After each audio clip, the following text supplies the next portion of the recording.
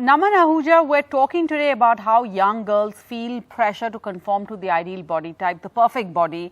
But hasn't the idea of a perfect body kept changing over time? There's never been one constant for the perfect body, has there?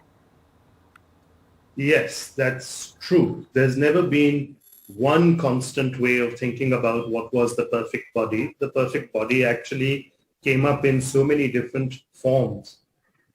But as far as I've seen in terms of the visual evidence throughout the history of Indian art, each age has created its own ideal body type, which was quite unattainable, which was beyond the mundane and everyday.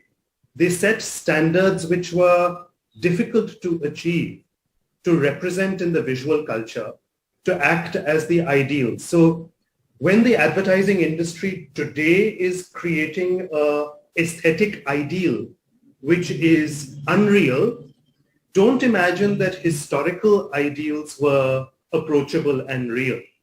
The ladies across the temples of Khajuraho are buxom, broad-hipped, but very narrow-waisted.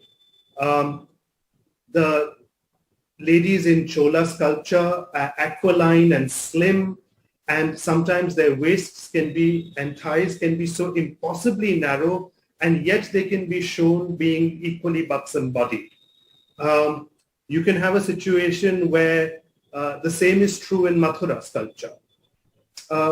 In Gandhara sculpture, we come across an equally interesting problem with the male body. You're asking about the female body being expected to live up to certain standards. The same was true for male bodies. But I think what is quite nice to see is that our gods don't come in any one format.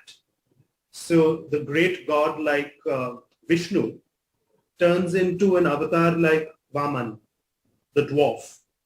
So the dwarf body becomes something that we worship. We have other dwarves, pot-bellied deities like Kuber or Ganesh. Amongst the divine mothers, the perfect female Saptamatrikas, you have Indrani and Brahmani, who can be fair and tall and beautiful, but you can also have Kali and Chamunda. And they form an aesthetic package. And each is considered equally important.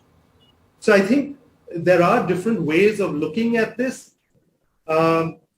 But at the same time, I think we have to be aware that every age has created impossible aesthetic ideals.